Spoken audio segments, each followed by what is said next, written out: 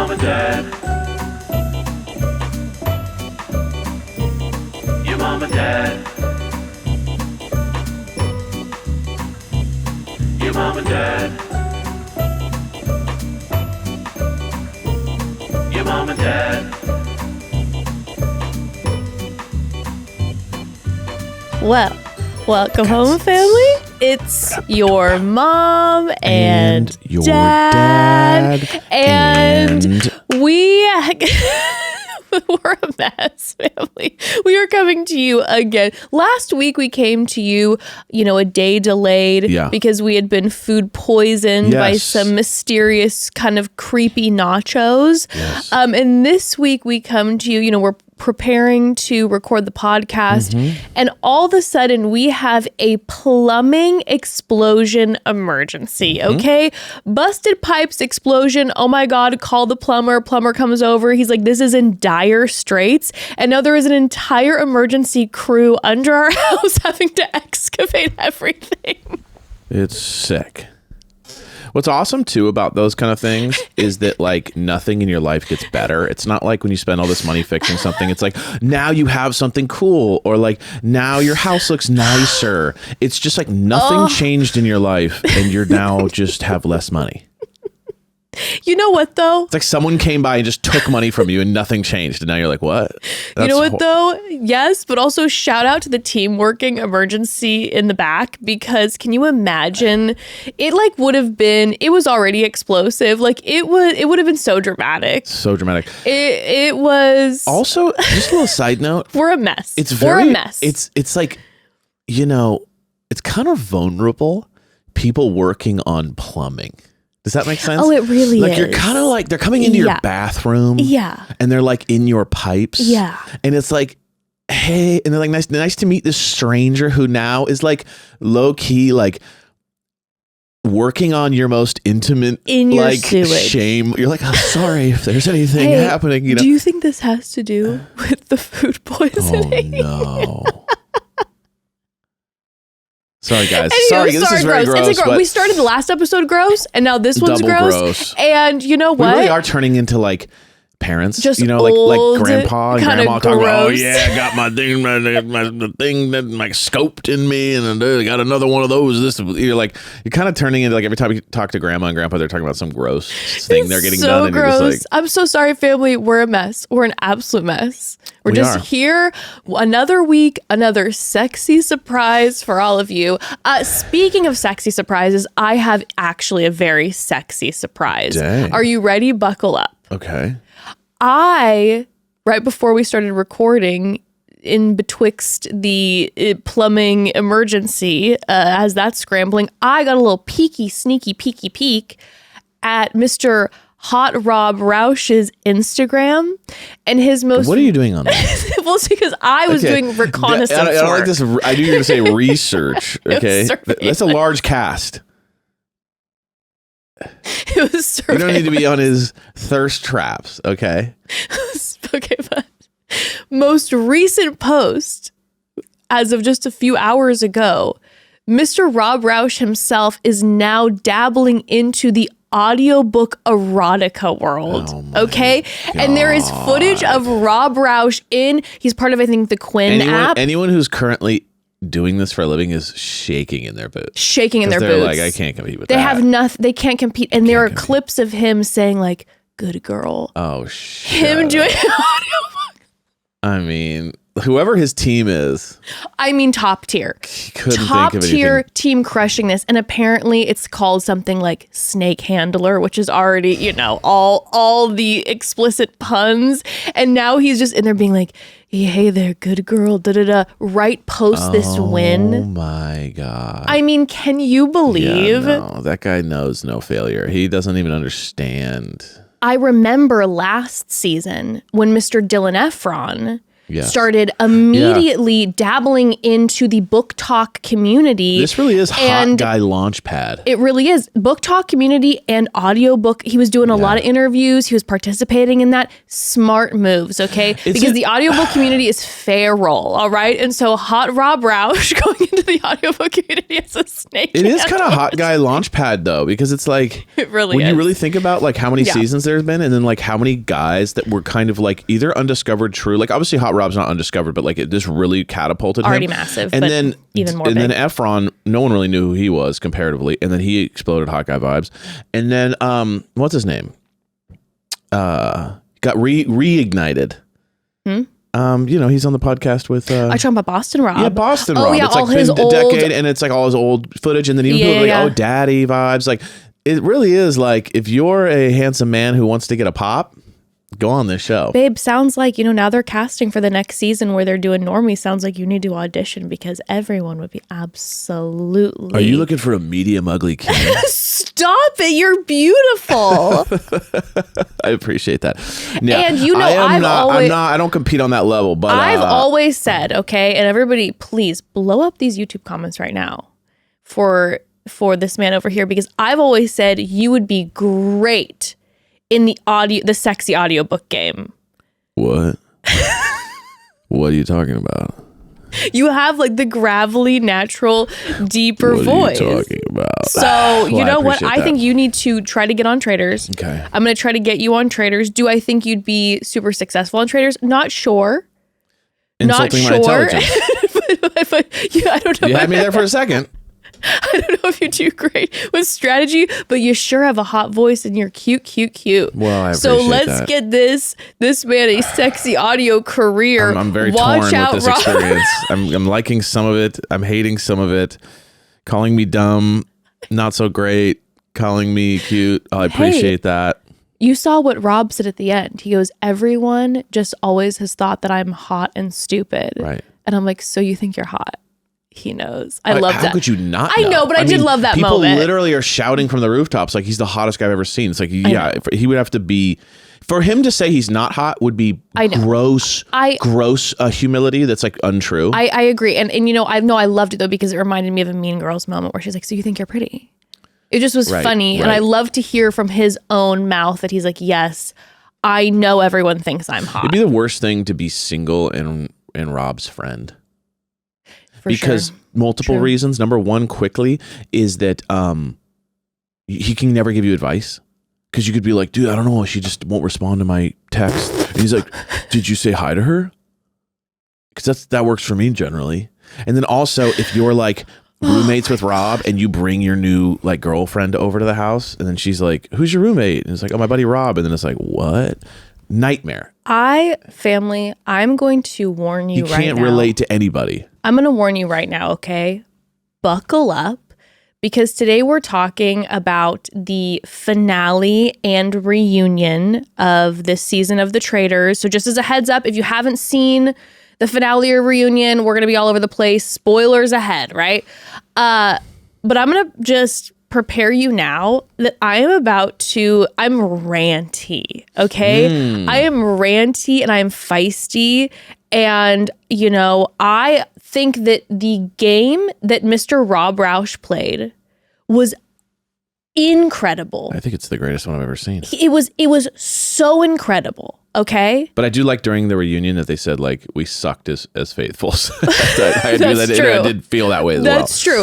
But I'll tell you what, when I have any sort of Hot Rob critique, the Hot Rob army comes. Oh. The Hot Rob army comes. I don't even know his last name. I just know him as Hot Rob. What's his last name? Rob Roush. So is there a name for his follower, like the Roushies or something? Cute. You know what I mean? The snakes. The snakes. I like that. The serpents. But I'm just letting you all know that I think he's an impeccable game. Fantastic. I mean, bravo. But I'm right now on a little bit of a ranty. Okay.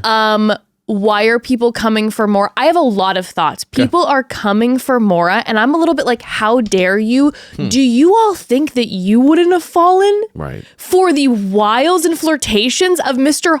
Hot Rob Roush? Like, why are people okay? Let's get into it. Okay, because Take a breath. Let's I've get been into this. seeing commentary online Yeah. and I am feeling ranty and Okay, feisty I love because I'm this. like, how dare all of you, okay? Okay. I love this. Let's get into it, babe. But before we get into it, we need to take a quick pause. So family, our plumbing might be an absolute disaster, but you know what's stunning in our home? Our interior and exterior furniture. And that is 100% because of Article. Oh, yeah. I'm talking article.com, baby. Thank goodness for the glory that is Article. Over the years, we've gotten so many pieces from Article. I'm talking couch, dining room table, accent chairs, side tables, and more. And I just absolutely love that everything feels modern and elevated, but it's still warm and livable. It's that balance where your home looks so gorgeous and put together, but you can still actually relax in it. And girl, when it was delivered, the very first thing I noticed the first time was the quality. Like, wow, the pieces are so substantial. They feel substantial. The fabrics are beautiful. You can tell these pieces are made to last, not just look good for a season. Yes. Article really focuses on quality and craftsmanship.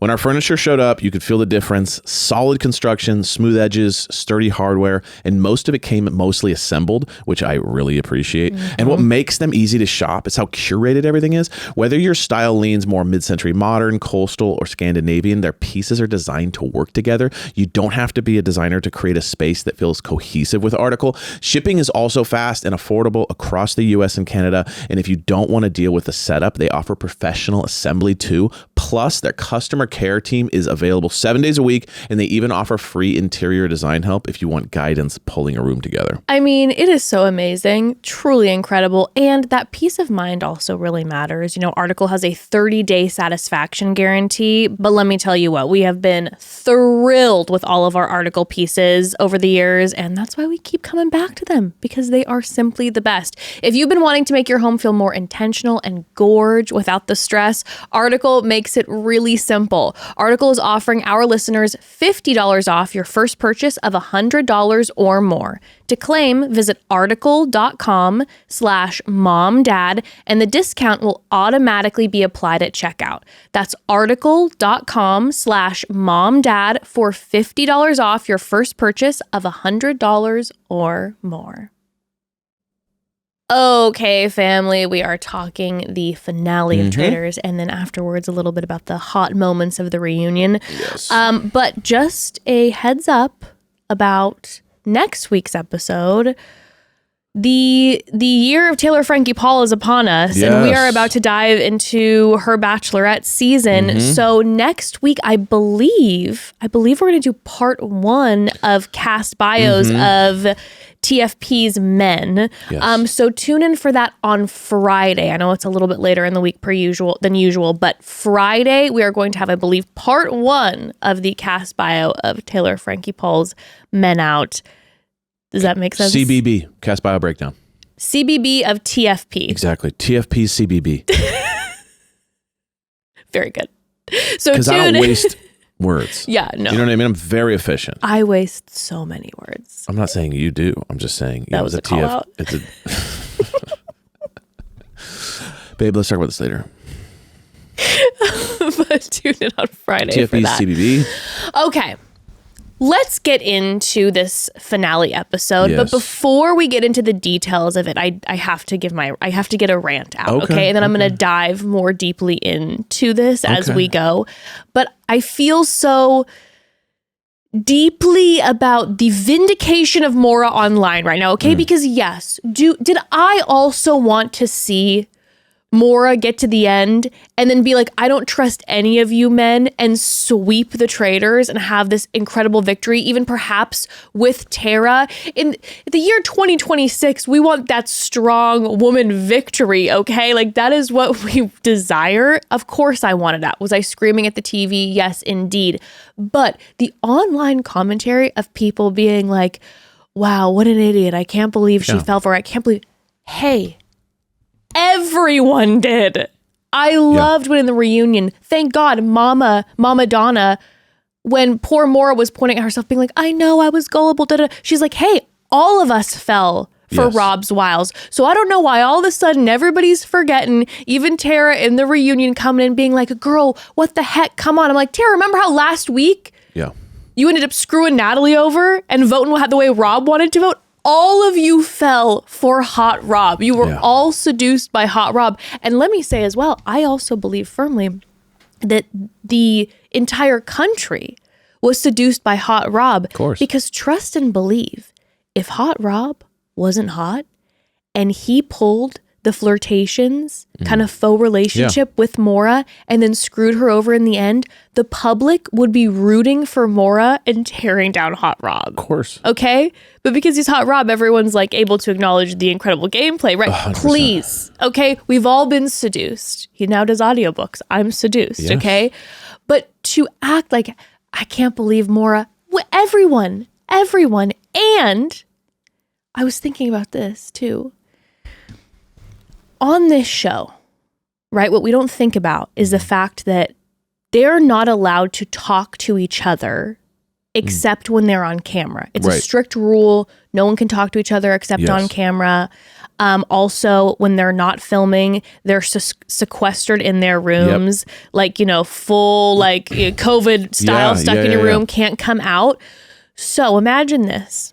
Imagine you go to this gorgeous romantic castle in Scotland, okay? You're Maura. You don't know how the game works. You haven't studied it. Yeah. Probably should have, but we didn't. We just cared about the fashion. Great. Respect. You show up. There's someone here, a fellow Love Islander, so you already have that connection. He's gorge. You know you're gorge. You know that men fall for you all the time. And all of a sudden, there's some longing looks being exchanged between the two of you. There's flirtations. In fact, the whole castle thinks that you two have something going on. There's slight touches, hand holds, face holds. We've got this together. It's just you and me. It's just you and me. Sweetheart, gorgeous, da da da da da da da da. The only time that you're ever with this person is in front of camera. So in your mind the whole time, it's like the only reason that we haven't pursued this is because we can't ever be alone and talk. But can you imagine the tension that you're feeling? That you're like, oh my God, there's this romantic tension and we're going to get to the end of this and we're going to be like the ultimate love story. Yeah, big time.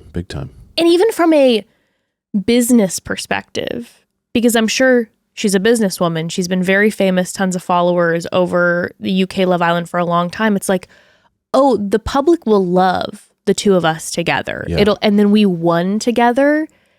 And of course, I would like to believe that if I was just a rando faithful, that I would not be seduced by Hot Rob. But you better believe I can admit that if I walked into that house and I was single and Hot Rob was flirting with me and everyone was talking about how we're like the couple and he wasn't denying it and he was the touches and the hand holding, I would think I would trust him and I'd feel like he likes me. And we're going to have a relationship after this. Yes. Right? 100%. Yeah. I mean, I think there's multiple things here. I think number one is like she self-admittedly is bad at the game. So it's not like she came in being like a survivor person or like you know what I mean? She said from day one, I don't watch the show. I don't even really know what this thing is. And I'm not good at it. So it's not like, oh my God, she said everyone all the time that she's amazing at this game. And then she got fooled. Oh my gosh, what an idiot. She said from day one, like, I'm just here having a good time and, and I'm lucky to be here and I can't believe I'm still here. So to be like, how could you, just even based on that, her own self-admission is like, hey, this isn't my thing. So there's that. Number two is attractiveness, like being into Rob aside.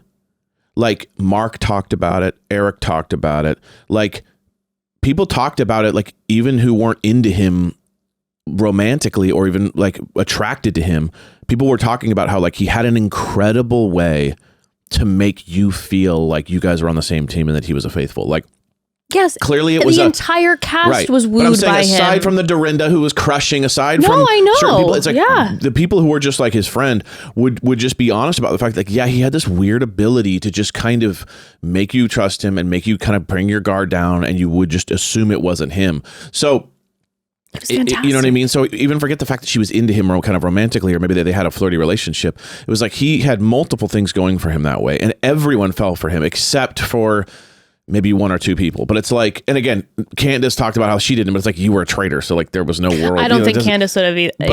But I'm just saying, even whether she did or didn't, it's like that didn't count, yes, right? You were a traitor. So it's like almost collectively, like when you watch the show, you realize it's like the guy wasn't even brought up until the last two episodes, when there wasn't any other option but to bring everyone so up. It's like, it wasn't like he fought people off throughout the way. It's like no one thought it was him the entire time. So for people to be coming for Maura's throat and like mocking and her, Maura had the extra level of being like in a flirty relationship. So that's what I'm saying. It's even worse. So you definitely shouldn't be coming at her for not knowing. It's like, well, how could you? And mocking her, I'm like, can we all not feel that moment? Have we all? And he had no evidence against him. Like Tara, Johnny, they had evidence. In fact, they had concealed their secret relationship. Eric, who was being quiet and kind of like not really communicating, like everyone had more evidence against. So I don't know. Yeah, you can't blame her at all. I would have fallen for it completely if I was Maura. 100%. Maybe not one of the other faithfuls. I would hope that maybe I wouldn't have. But if I was Maura, I would totally. So 1,000%. I'm like, come on.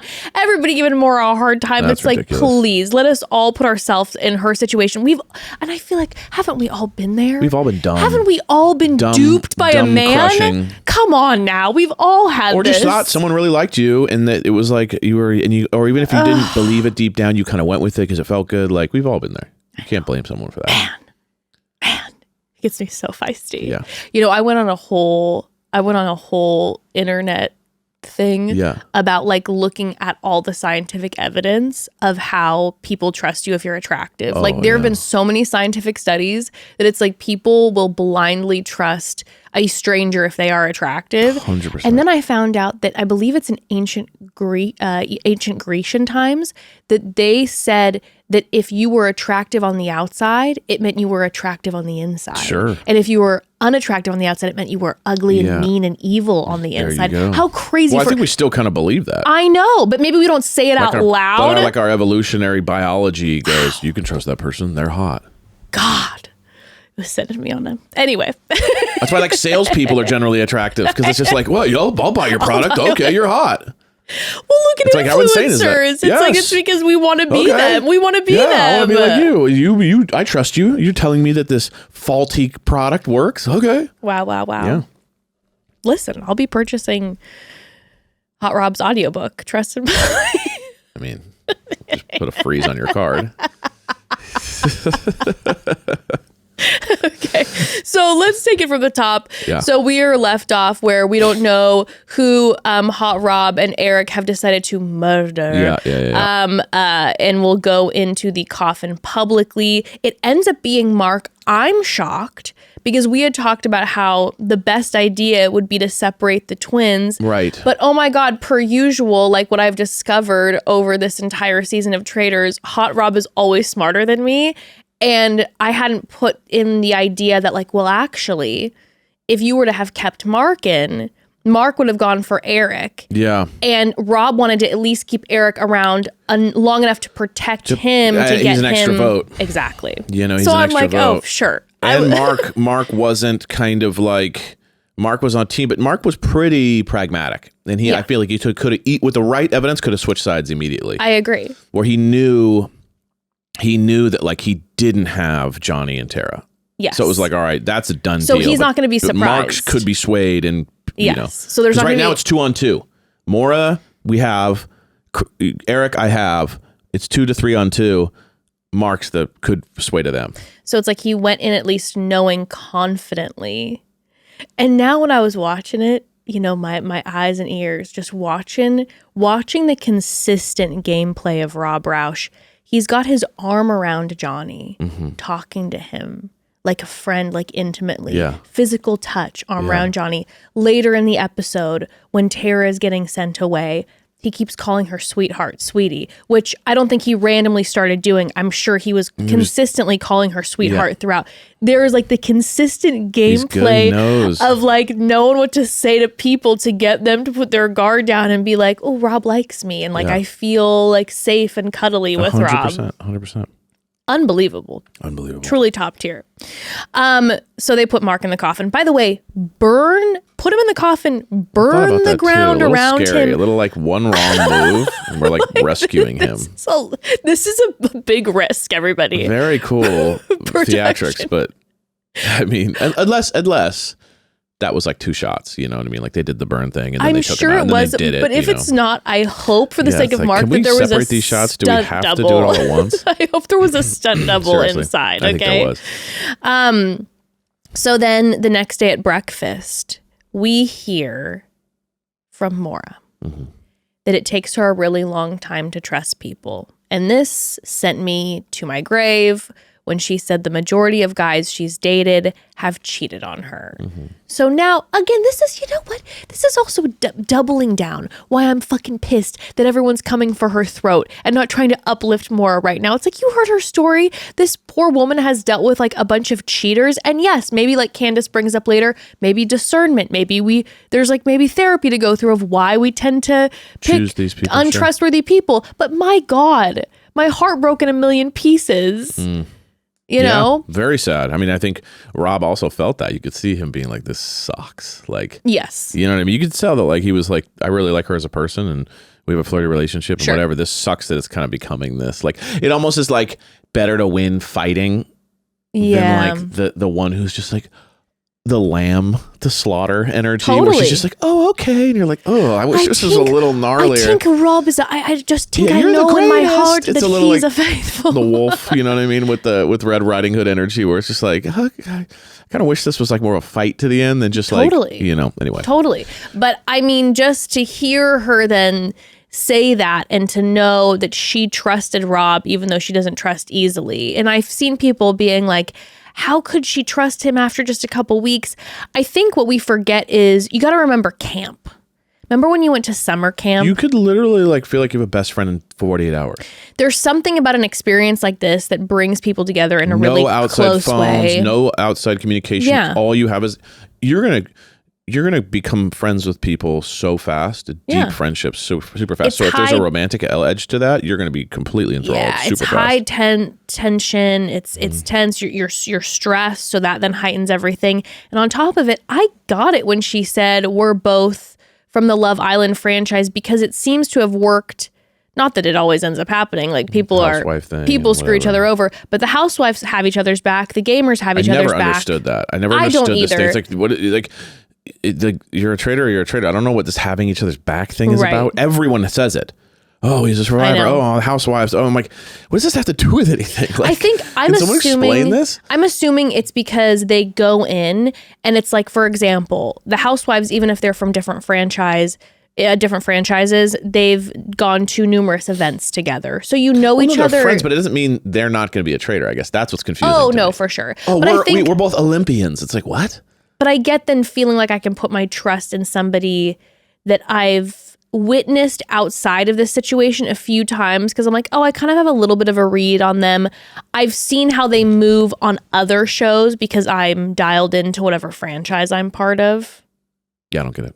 I mean, I know what you're saying. Yeah. If it was a thing where you have to pick teams and win, but it's not. It's literally anyone could be a traitor. So you can't trust anybody?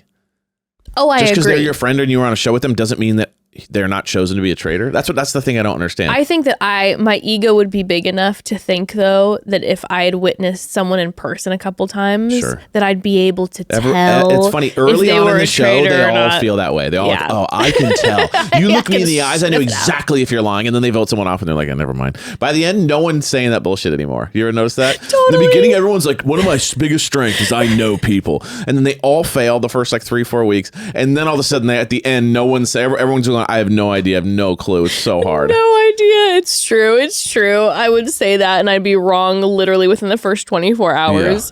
Yeah.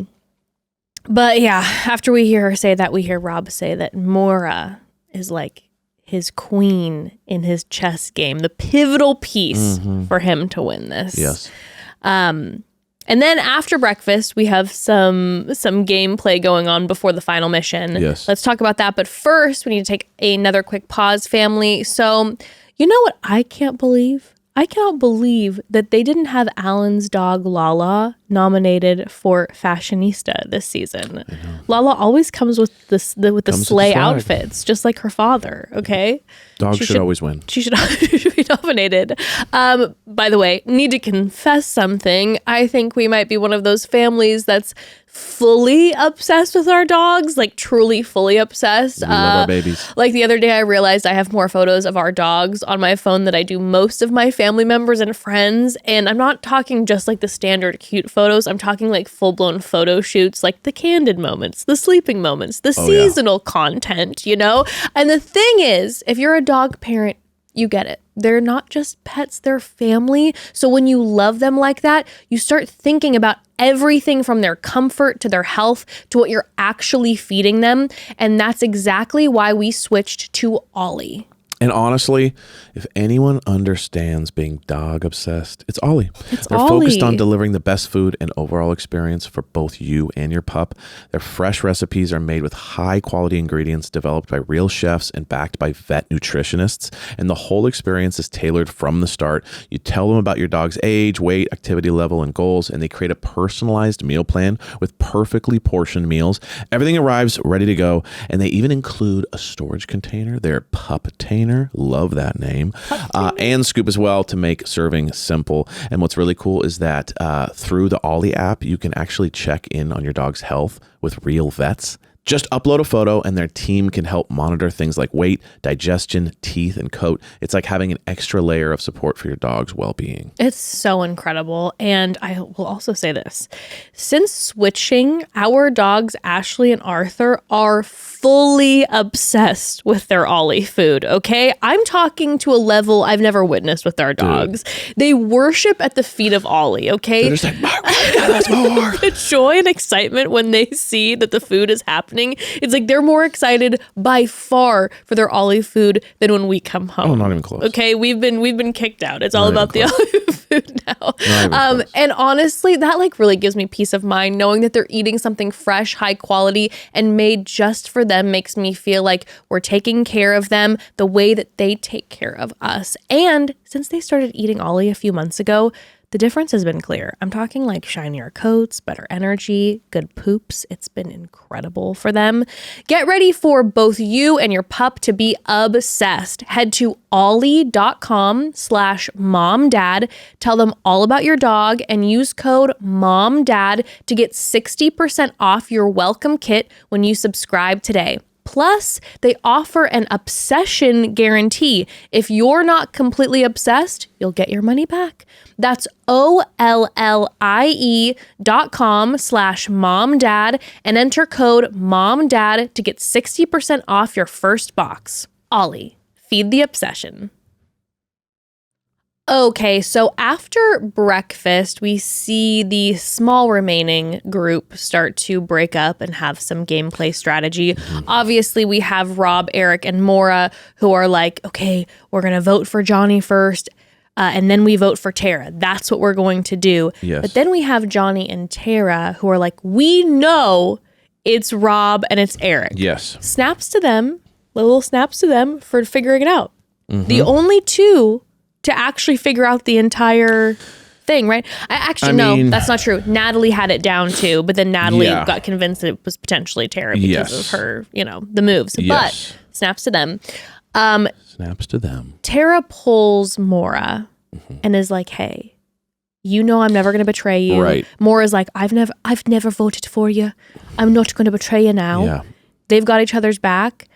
And Tara's like, I think it's Eric. Yeah.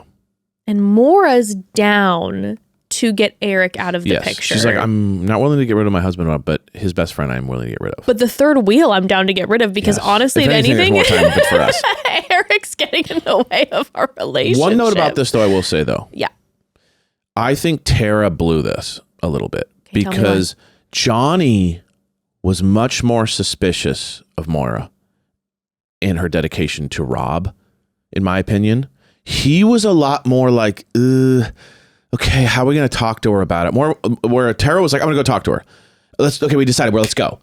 Johnny, in that conversation before they talked, Johnny was like, I'm really nervous about this. Like you could tell he's like, I think it's them, but I don't know how we're going to get to Maura. And Tara just kind of took off and did it. And I think Johnny was super nervous the whole episode. Tara seemed to be super confident in Maura. Mm-hmm.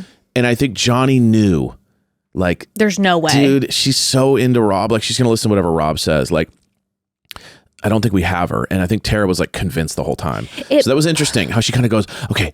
And even just the way that like she stole Maura twice from the group. Yeah. It's like, can I come talk to you?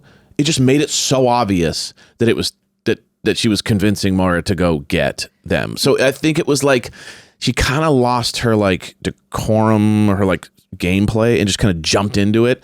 And I think it gave her a false sense of security. Do you think it would have been better if Johnny and Tara would have gone after Maura and then tried to convince Eric to vote against Maura? Because Eric might have been like, okay, hey, Rob, we got to there's the two of us are in the finale. Yeah, Maura's an obvious yes for you, but... Tough. I mean, listen, I'm not saying there was a right move There wasn't a right move. Because at the end of the day, they knew that like Maura was with Rob.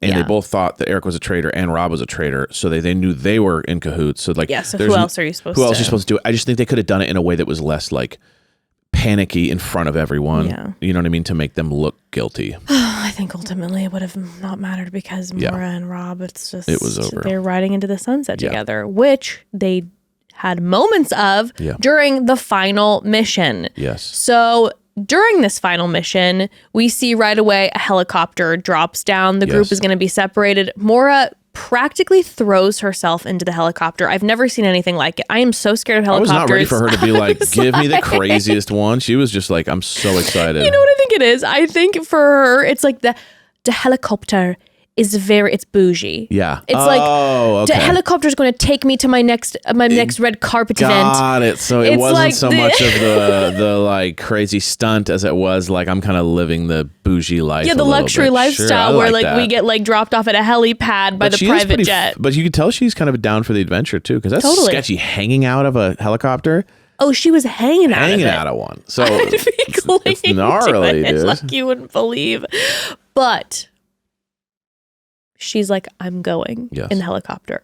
So then, but of course, Rob, because he's a genius, Rob's like, I'm going with my lover because it gives us think about how much time that gives you in a game when you never have time alone. Now he's going to have alone time with Maura where he can, as we saw, really put his arm around her. Make flirty comments. I'll give you something hot. Dude! Like he was, what does that even mean, by the way? It was so random because he hasn't done anything overt. He's been very subtle this whole time with the just flirty but mellow energy. And then out of nowhere, he comes up with just, I'll give you something hot. It was like, what does that even mean? Well, she's like, she goes, I really could use a hot bath right now. And he's like, I can give you something hot. I don't even know what that, like, I don't even actually know what you're talking about, Sir, but it was very like gnarly out of nowhere. But no, he's holding her the whole time. They're flirty the whole time. He's got his arm like around her, all the stuff. But then he even said, this is essential for me to be on this with her.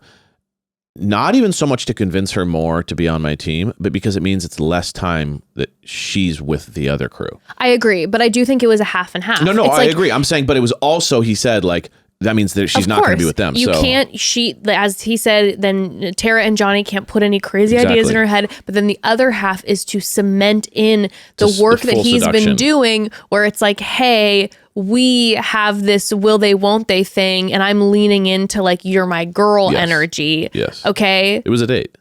It was a date. And then he got to be heroic at the end and jump off. And she was all just like, you're so brave. And it was just like, when at the end, so basically when they separate the crews and they're in the helicopter and there's this whole like, hey, make the right guesses about, or answer the right questions about people who were on the show before and they're throwing money down. It's a whole thing. It's a little complex.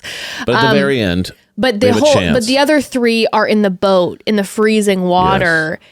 And they get all the questions right. Yep. They did a fantastic job during this. They worked all really together as a team really well. But then at the very end, it's like, hey, you guys won $20,000 and you can double it. If someone in the helicopter, aka Maura or Rob, jump into the water, grab this, swim back and unlock. And the water's freezing, by the way. The water is frigid. And it's like a 40-foot drop from the helicopter. And Maura's like, I can't swim. And Rob's like, I wanted to jump in anyway. And I'm like, could he be more that guy? No, he's that guy. He's built different. So he does it, and she just then it's like not only is he flirty and hot, but he's also brave and strong. So I mean, it solidified. There was no work that could be done. So they end up getting $40,000. So they're at $220,800. No, yeah. Which I feel like is like maybe the most I've ever seen. Maybe it's high. Yeah, I feel like they're almost at like there. $250K. Right, way which up is there. crazy. So this is now like real money. This is real money, okay? Yeah, and then real money. And the amount of people are getting smaller. So I'm feeling the like, okay, I see now. Now this is like a real fight. 100%. Because then through taxes and all that stuff, it's like, oh, they're still going to be walking away with a good chunk of cash. Good chunk. Which of course we always talk about, which is the funny joke, because it's like these people. A lot of them who are influencers are making tons of money. So this is like not a big thing for them. But now we're talking. Now we're talking cash. Now we're talking. In the midst of this happening, just a quick caveat is that with Eric, Tara, and Johnny in the boat, Tara asks if Eric is suspicious of Maura or Rob at all. And Eric's like, I've had some suspicions about Maura.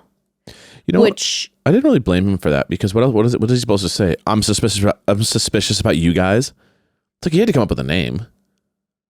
So like people, because they use that later on in the thing, like, oh, how dare well, you did say Maura, and it ended up working against him. But if I was him at the table or just in defense, I would have said, hey, I thought it was you guys, and you guys asked me.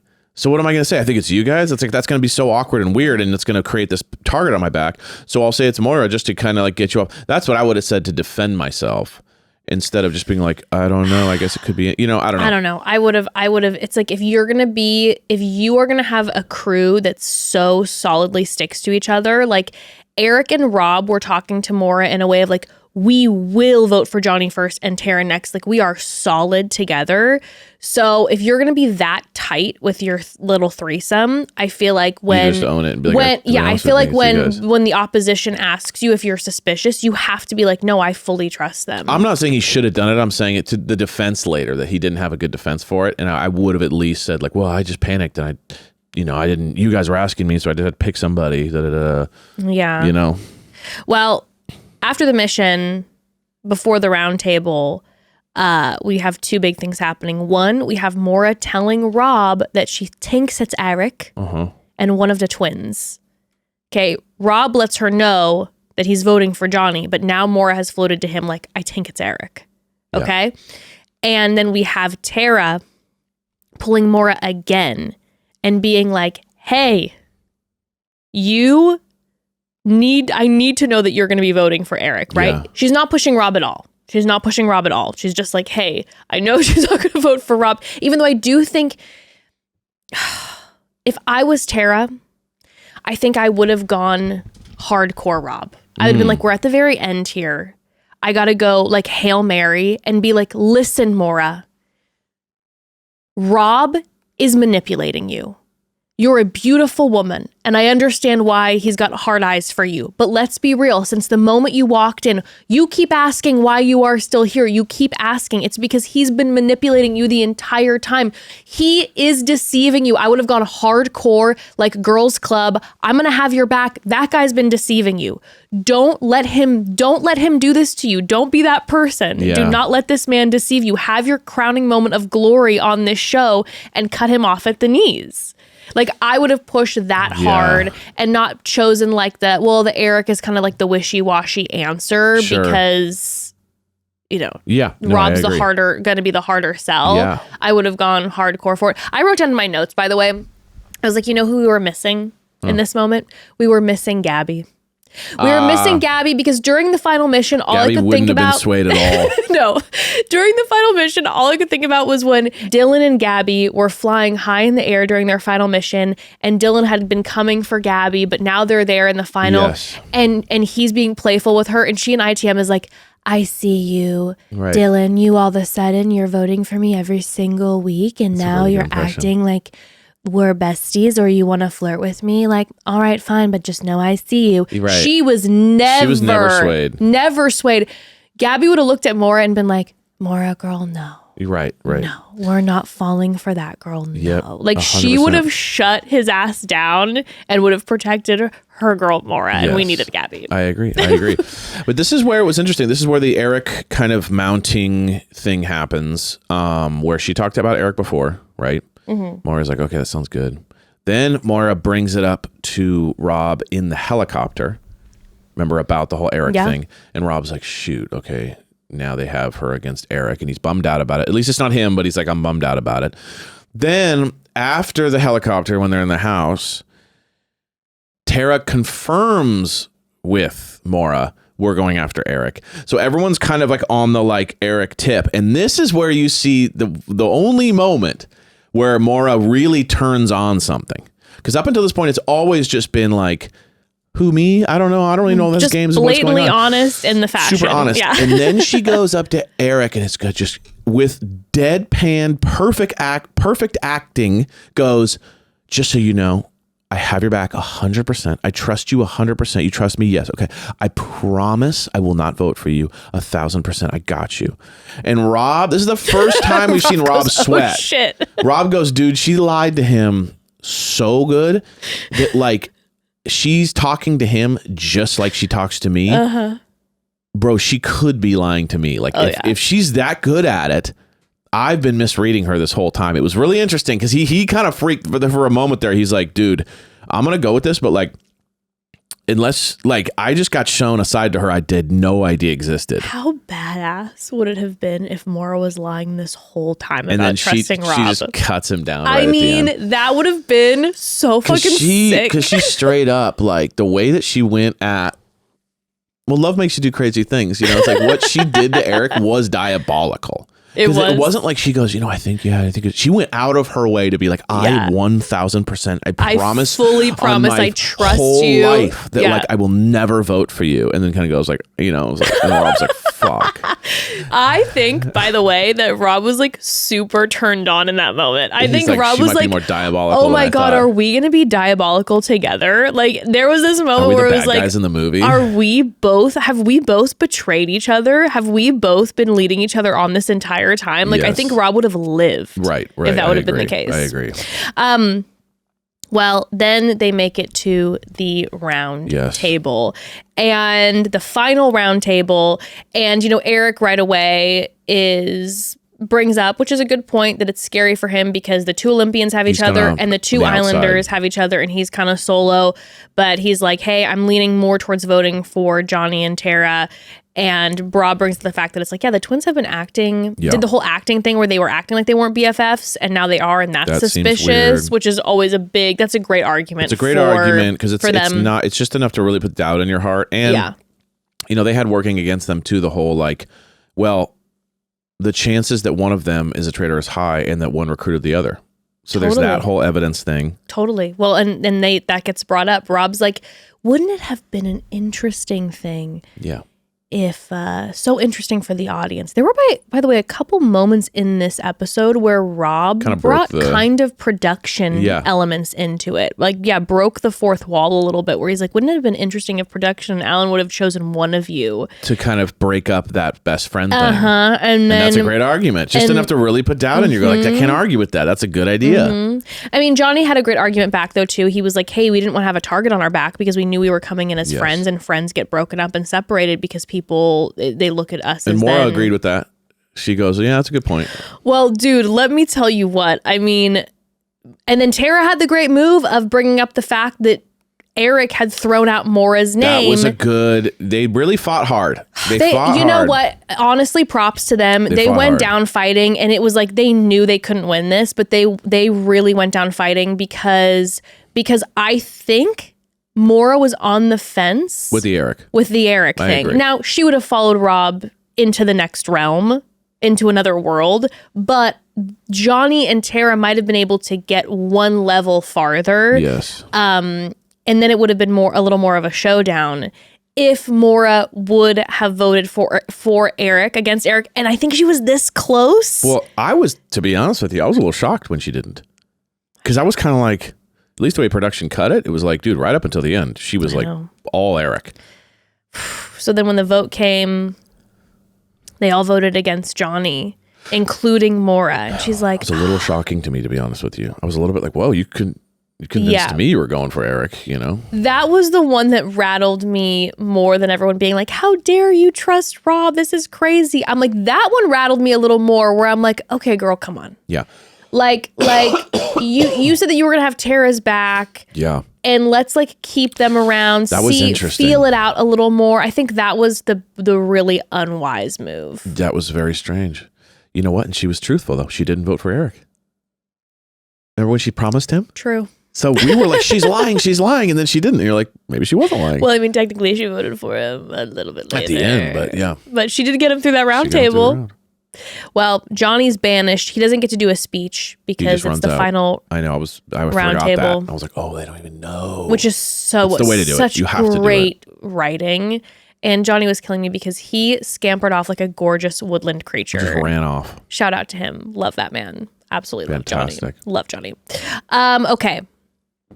After the round table, we have some interesting turns of events before the fire of truth. So let's discuss that. But first, we have to take another quick pause, family. Fun fact, I have been kind of obsessed with watching Lisa Rinna clips on YouTube since Traitors was dropped. Okay. Evan knows this. I have been binging Lisa Rinna YouTube clips. Okay. I can't stop. Also, another current obsession of mine, the David bar. Let me tell you, I have always wanted to love protein bars, but in the past, I either didn't like the taste of them or I was like practically eating a candy bar. Like they might have some protein in them, but when you look at the sugar, it just didn't make sense for what I actually need during the day. And then I discovered David. Oh my God, these bars. Okay. I am fully obsessed. I am obsessed. Unreal. Okay. I usually reach for one of them in the afternoon or after one of my power walks. And the texture is honestly, it's these like little chunks and airy crisps. So it feels like a treat, like so good. It feels like decadent treats when you eat them, which I love so much. Right now, I've been rotating between the chocolate chip cookie dough and cake batter. And they've just become a regular part of my routine. And now you can actually get them at Walmart. So check out walmart.com to find a store near you. Yes, they are seriously so good. What makes David different is the macro profile. The gold line delivers 28 grams of protein, only 150 calories, and 0 grams of sugar. That means about 75% of the calories come from protein, which is the highest protein to calorie ratio of any leading bar on the market. Most protein bars make you trade off. Either you get the protein, but a ton of extra sugar, etc., or you get something lighter that doesn't really keep you full. David is designed to give you the most protein without sacrificing taste or texture. And just like Jess said, big news, David is now available at Walmart stores nationwide and on walmart.com, where you can try a single bar for just $2.97. Oh, so good. And honestly, that makes it so easy to try for yourself. I'm telling you, our entire extended family is obsessed because they are now a part of our personality, okay? If you look in my purse, you will find a stockpile of David. Always. So good. Always. If you end up loving them like we do, you can also stock up on the 4-count boxes, including flavors like blueberry pie and salted peanut butter, which are sold exclusively at Walmart. Don't just take my word for it. Go grab one for yourself. Head to Walmart today to try a bar or stock up on 4 counts of your favorite flavors like blueberry pie and salted peanut butter, sold exclusively at Walmart. Check out walmart.com to find a store near you.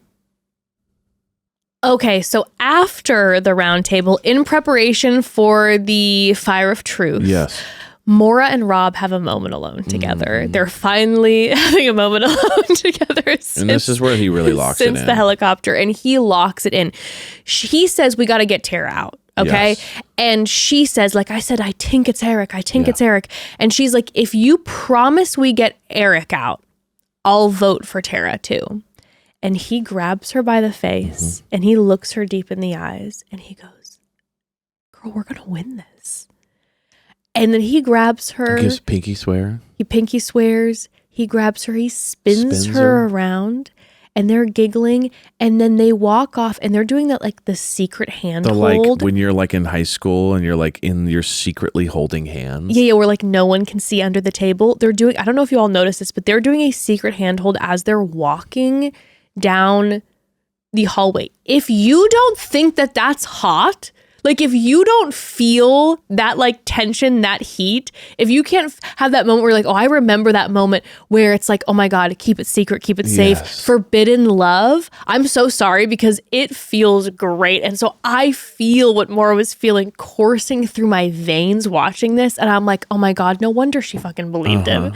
If we're having secret handholds walking down the hallway and you're looking me deep in the eyes, you're Jacob Elordying me with like my corset strings. Like, come on now, looking deep in my eyes. I really did not like the movie Wuthering Heights, by the way. That's all it's read the book, okay? But anyway, so by the way, if you loved it, shout out to everybody. For everyone, if you love it, you love it. I don't want to take away the joy, but it just wasn't for me. There are other great movies too. And anyways, but I totally get the Jacob Elordy, the corset strings, the look. Course. That's what Rob was doing to her, okay? She was having that moment, covering her 100%. Eyes when the rain was coming down. Like, come on now. That was the energy. And if you don't think so, I think you're wrong. Mm-hmm. That's what it felt like to me watching it. It's very romantic. It's very romantic. She thinks they're going to be lovers. I think they're going to be lovers watching it, So he's got that locked in. In fact, he then pulls Eric and doesn't act like anything's wrong. He's like, hey man, we got this locked in, whilst he knows that he's about to betray Eric. Doesn't even, not even a bump in the road. He's fine. Tara's having her final moment with Maura, and she's like, we got to vote Eric, but I think that it's also Rob. And Maura's like, am I stupid? Yeah. I believe. Oh, heartbreaking. Tough. Heartbreaking. So then they get to the Fire of Truth, which, by the way, so cinematically beautiful this episode. I loved how they had it indoors. Yes. I know that it was probably because of a weather issue, but I vote to keep it indoors with all those candles, and it was so dark. It created like a more moody, interesting thing. Very, very moody. And in this moment, we see them having quick interviews with Alan. What I noted is I'm like 99% sure Alan wanted to tell Maura. I know. Because when she's telling him, she's sitting on the chair and she goes, Alan, I've had like 3 boyfriends cheat to me in line. I don't trust anybody, but I know that I'm going in. And Alan's face was like, oh no. Yeah, it was sad. And then even at the final Fire of Truth moment, Alan was like looking at her. I think Alan... He was like checking in. Was like sad like, are you for okay? her. Like I felt like Alan... He saw the devastation coming. He was like, dude, this is going to be really bad. I felt like Alan's... You saw in his eyes, like he's had one of those moments. Yeah. You know what I mean? Where you're like, oh, I was in love and I was betrayed by someone. Like I felt it tough. Deep. Very tough. So when they get to the Fire of Truth, we all know how it works. You throw something in. If it turns red, you want to vote again to keep voting out. You believe that there's still a traitor in your midst. If it turns green, it means you think that there is no traitors left. First round, everyone votes that there's a traitor left. Tara out loud says, I believe the traitor is left, and I think it's Eric. Yeah. But they all vote against Tara. And I was like... As presumed.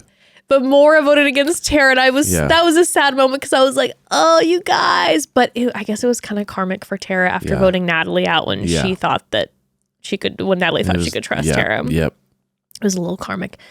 That's when Rob was saying, bye, sweetheart, bye, sweetie, to Tara. A lot of sweethearts and sweeties out there. Lots of sweethearts and sweeties. I just wanted to note that. Then we do another round. Yeah. Eric throws his stone in. It's green. He's it turns no, green. Eric thinks like the 3 of us are good. We're about to screw Maura over and Rob and I will win together. Maura throws in a stone. It's red. And then Rob throws one in and it's red. And Derek just goes, damn.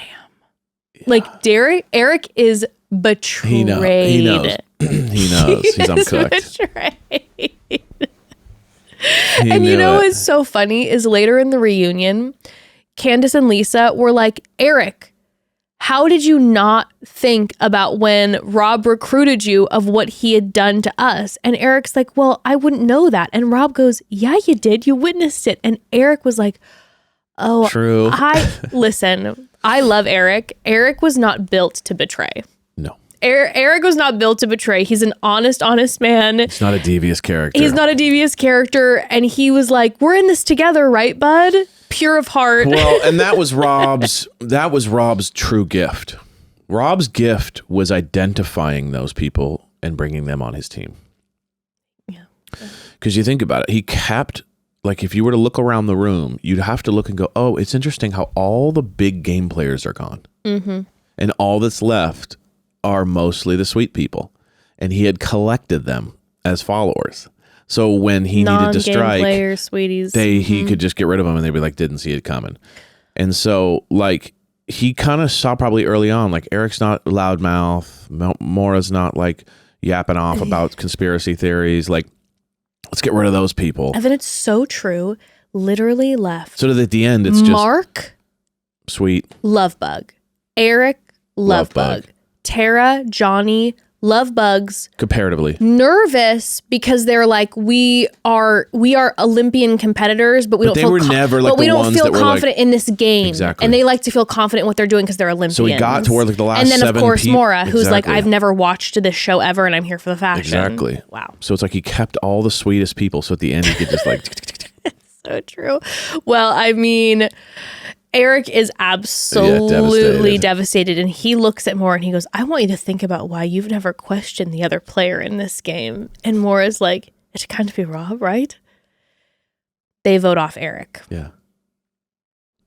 Eric specifically looks at Rob and said, I trusted you, Rob. And I'm like, Maura, hint, hint, Right. hint.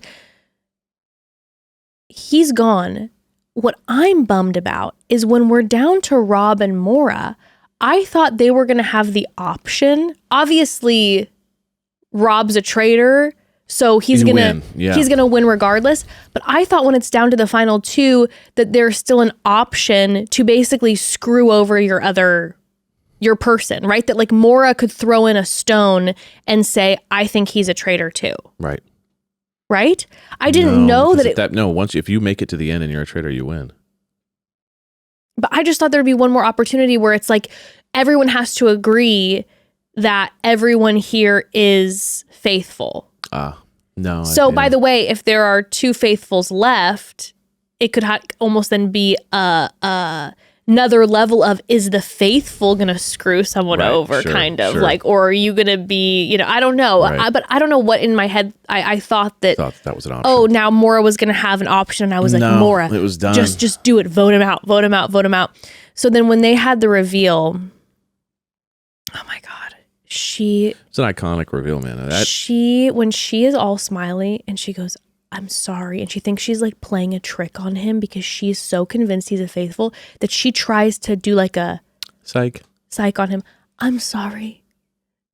I'm a faithful. And he even kind of fakes and goes, what? She goes, no, I'm kidding. And then they get to Rob and Rob's like, fuck. And she's giggling.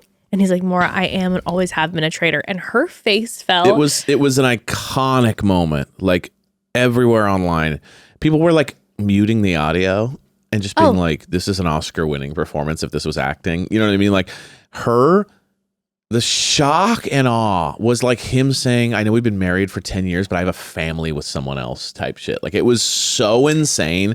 She was so dumbfounded. Yeah. That's why, remember when I was comparing it last week, I was like, she's giving me, like, she knows deep down that something's off. But it's like when you've been with someone for a long time, you've been with your husband for a long time, and you think that he's having an affair, but you want to believe every part of your body and your bones, you love him, and you want to believe that he's telling you the truth when he says to trust me. See, I disagree. She didn't have a suspicion. I think she did. We saw a couple times. She looked at the women a couple times and said she would obviously you had to have some bit of. She had a little bit of suspicion. But when he said that her reaction was so like, if she really had suspicion when he said I'm a traitor, she would have been like, I knew it. I shouldn't. I should. She didn't. She was just like someone told her that there's like, you know what I mean? Like she was so shocked. She was in shock. The heartbreak in her eyes killed me, and Alan looked so sad. Yeah, like Alan looked like really, really sad. And she's like, oh my God, I'm so stupid. Yeah. And that what was killing me too. She kept saying, I'm so stupid. I'm so stupid. And then she keeps saying it in the reunion too. In an interview, she's saying that. I'm dark. like, Maura, girl, no, you're not. You went into this game and you should have watched it. Yeah. I agree. You should have gone in, but where did you do? You made it all the way to the end. You because you went didn't in watch it. because you went there because you wanted to show off your fashion. You wanted to show off your fashion, and you did. And I think at the end of the day, she just wanted to be on another show. You know, you wanted to up your social cred. Yeah, you just did. be out there. You know, all the things. Expose some of the Americans to the Love Island UK moments. She didn't care what the show was. It was just a cool show that was popping on. Let's be honest. And she did all those things. She showed the Correct. fashion. She showed her personality, all that stuff. Yeah. So I hated that she kept saying, like, I'm so stupid. I'm so stupid. It hurt my heart. Because Yes. I was like, girl, everyone was duped by Rob. Don't listen to the people online. Every single person was duped, okay? All we can do from this is learn and grow. And what we learn and grow from is that we never trust a man again. Couldn't agree We more. never trust a man ever again. But I mean, she is just like, you're never going to have a girlfriend after this. You're such a good liar. Now, where you saw the heartbreak even go deeper for me is when she was just like, I mean, fair play. If I was a traitor, I'd do the same thing. Yes. And so she was like, I'm just in shock. Like, I thought I was actually going to win. Like, Right. I think you're an amazing traitor. Good on ya. Yeah. But this one really fucking hurts. Yeah. Because I thought that she thought that they were about to win it together, take their winnings, ride off into the sunset, finally have probably time alone to go on a real life little date, tension resolved, and now go into the public eye, maybe start dating. And like, what is this imagine how romantic that would have been. The Yeah. two Love Islanders meet on Traitors in Scotland and they win together. Yep. And now they're in love. Oh my God. So then she leaves and we see Rob, and you know, Rob says, he goes, would you give $100K to someone you met 3 weeks ago? I wouldn't. It's pretty brutal, dude. Brutal. I mean, it's pretty brutal. Like, Brutal. I don't care how you're going to squash it. Like, I'm sorry. He's an amazing game player, but saying that out loud was pretty wild. It was like, yeah, no, I'm fucking taking all the money. Now, he says that the money's going to change his family's life. Sure. And you know what? If that's true, shout out. It's hard for me to think because, you know, the dude's got like 2 million followers and the engagement's through the roof, that I'm like, it very much depends on your engagement. But with someone like him, And with high engagement, he's more than just an influencer. He's kind of like a celebrity of something, right? Because he's been on big shows Yeah. and stuff. So it's even more than just he's doing commercials with Sonic, and he's making a boatload. Right. I mean, so once I would you've imagine hit, the 150 grand you make after taxes isn't, you know what I mean? Like, maybe there is a level where it's like, maybe it'll obviously be awesome, but I'm sure he's doing but very if well. it's changing his family's life, we love to see that. And I sure hope that, and the fact that you're even including your family in on this, we love to see that, even if Rob. it's not, so shout out. It is your prerogative. It's true. If you want to win the game, you don't have to give a quote stranger all the money. You know what I mean? No. So it'd be nice, but it's not, It's you true. know, there's no, It's true. you're not held to have to do that. And he says that he just wants to find a nice girl who doesn't watch a lot of TV and get a farm and have some kids. So he keeps the fantasy alive for the viewers who are like, all I want to think about is fantasize about Hot Rob, you know, on the farm, and I marry him and we have like children together. Like, he's keeping this fantasy All alive. the people that are just like dreaming about that idea, being like, well, this guy exists on a farm somewhere. Yeah. Dang. And you know what? He's now dating somebody, and I'm pretty sure the person he's dating, he met IRL, I think at like a bookstore. Dang. She's not like, doesn't have a big, so you know what? This man could be the real deal. Could be the real deal. I think he is somewhat the real deal. For sure. I think he's a player, but I think he's the real deal. Yeah, I agree. I would agree. Like, I don't think he's cosplaying something. I actually think, but I also think like a guy who looks like that and women are like so into. Yeah. But he's also, on a show called Love Island. Yeah, Love Island. It's like, bro, the guy obviously likes this. He's into it. He knows he's using it, you know? And then, of course, you know, he left me a little cherry on top for me to spiral about right before the show ended, where you hear Alan say, oh, let's get out of here. Bad things happen in the dark around here and Maura might be out. And he says in a sexy voice, I hope so. It's like he's doing it to the audience now. Right, but I'm saying, no, right after the betrayal of Maura, he's saying he hopes that he bumps into Maura in the dark and bad things happen. That's what I'm saying. He's now serving like, it even to it's everyone like, else. Oh my God. But like, of course Maura felt the way she did. Even after she's gone, he's making comments of having sexy rendezvous with Maura in the castle. And I think he did truly feel that way. Like, I do think he was into her. I just think it was like one of those things where it's like, but it also very much works for him. He was more into the game than he was into her. Exactly. But I do think he was into her. 100%. I really think do. he was loving it. Yeah. Yeah. Wow. Well, I mean, what a game. Unreal. Regardless of if you hate Hot Rob, love Hot Rob, whatever, I think we all have to admit that the dude really played the game in a superb, like, I mean, Superb. he was unbelievable. He was so good at it. Incredible. Let's talk about some of the big moments in the reunion. Yes. But we got to take one more quick pause first. So, family, here's the deal. One of my big themes for this year has been taking my health seriously, but not just the obvious things like workouts or what I'm eating or watching Traitors on loop. I've been trying to look at the little things that actually add up, like what's happening when I'm sleeping, because I realized I'm someone who clenches my jaw at night, baby. I would wake up with tension in my face, sometimes a sore jaw, and I knew over time that's not great for your teeth either, and the idea of dealing with dental damage later, no thank you. So this year, protecting my teeth while I sleep became part of my routine, and that's why I started using Remy. Oh, I'm so thankful for Remy. So thankful. Yeah, if you're a part of the roughly 30% of Americans who grind or clench their teeth, your smile needs protection too. Remy makes custom night guards that are clinically tested and FDA cleared to help protect your teeth from the damage caused by grinding, while also help reducing jaw tension, facial muscle strain, so you can sleep more comfortably. And the best part is you get the same professional quality fit and comfort you'd expect from a dentist, but Remy costs up to 80% less, and it's way more convenient because you never have to go in an office. Here's how it works. They send an impression kit straight to your door, and you follow their simple step-by-step instructions to make your mold, send it back, and then Remy creates and ships your custom fit night guard. Once you get it, you just start wearing it at night, and you're protecting your teeth while you sleep. What I love is just how easy it was. The impression process was straightforward, and once my guard came in, it fit comfortably right away. Not bulky, not distracting. I don't even notice it. It's so comfortable. Now it's just part of my nighttime routine. I feel better knowing I'm protecting my teeth instead of ignoring something that could become a bigger issue later.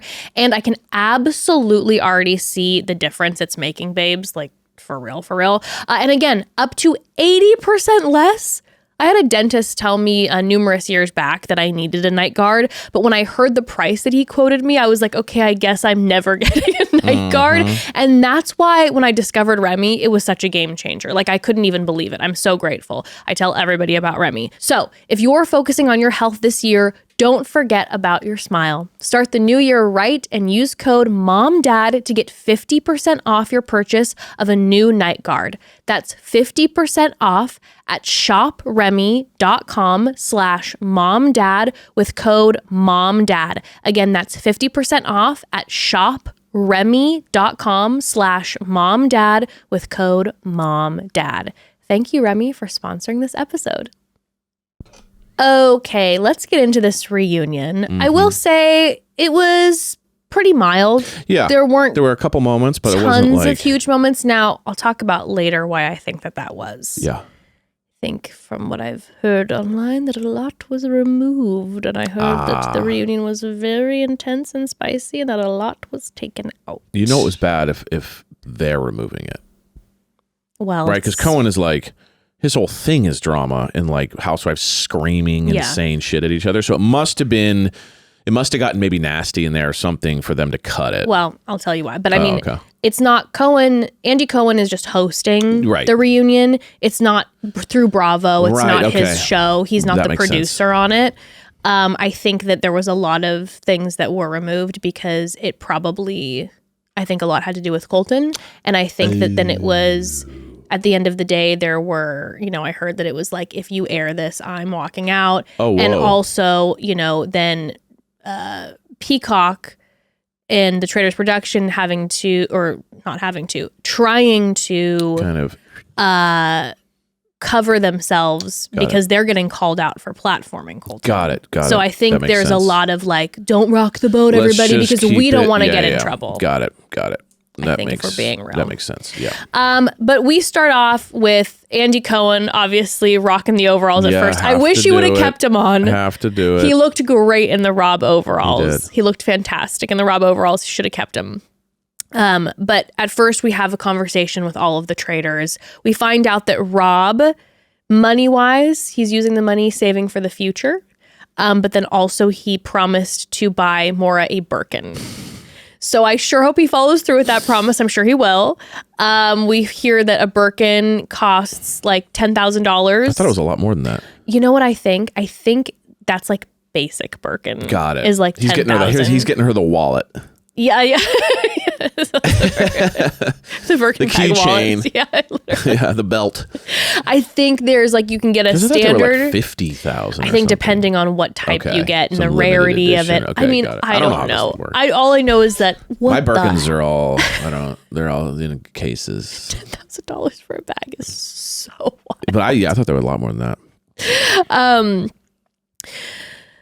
In these conversations, we have a lot of talk from Candace and Lisa directed at Rob. Yeah. Which I just need to say, shout out to Candace. Candace was an example of why you need a housewife at a reunion. Right. Okay, honey, without a housewife, a reunion's boring. Without a Bravo member, whether it be a Vanderpump, whether it be housewife, you need someone from Bravo to be at your group reunion, or else the reunion is like super like, oh yeah, well, time has passed and we're all good. Oh, hell no. The Bravo person will dig for the receipts Especially and bring things up. in a game. Yeah, totally. Right? Because it's like the love ones, they're personal. Because it's like, you betrayed me, you lied to me about my relationship, whatever. But in the games, it could be really boring because it's a little bit like just strategy conversations and stuff. Yes. So the fact that they're kind of making it a little more personal Yes. creates more tension in the room, which you need. Candace came in and she made it about a personal issue. It was much more personal, which I vibes. loved because at least from where I could read it is there was a smirk on her face where it's like, this woman isn't taking any of this personally. Right. She's giving us theater. Of course, she's giving us something to work with. She's giving us theater. And so Candace and Lisa were saying to Rob, they're like, we loved our Traitor family Right. and we wouldn't have betrayed you. You were the one. Yeah. What was interesting is, and I got some flack for this when I was like, Rob, what the hell? Why did you screw over Candace? Or like turn on Lisa, screw over Candace, whatever. I always understood how, like he said, Lisa was a sinking ship. Yes. And so he's like, I can't Correct. have her back. I always got that. Yes. The difference was, like Candace brought up, you didn't pull Candace aside. You didn't give an opportunity to even try to keep what they had remaining going. You just were like, I'm going to throw Lisa to the wolves. That was the energy that I was feeling where, ultimately you walk away and you're like, the dude won the thing and he did an amazing job as a traitor.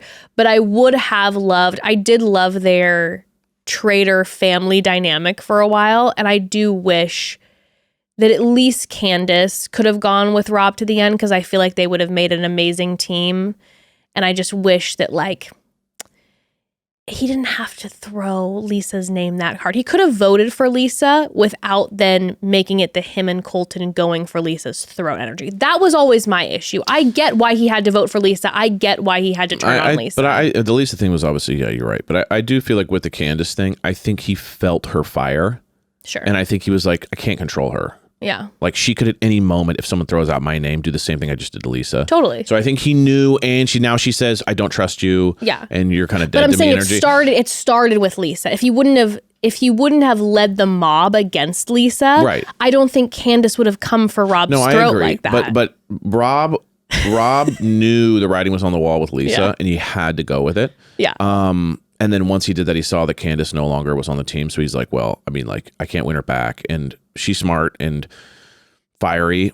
She could cut me at any moment with the right team. So like, I think he realized I lost them both. So like, if it smells like they're out, I got to get them out. Now, Candace, being the housewife she is, brought up what some of us on the internet have been seeing and what has circulated in the question that many of us have, which was, were you feeding information to Colton? Obsessed that she brought this up. Accuse them of cheating. She basically, and then when Colton came out, she was like, hey, Colton told me that you said I was a traitor and you guys were feeding each other information. I'm going to tell you what, Evan.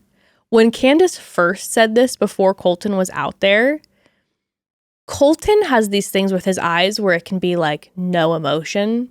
And you're like, I don't know if you're lying or if you're being honest.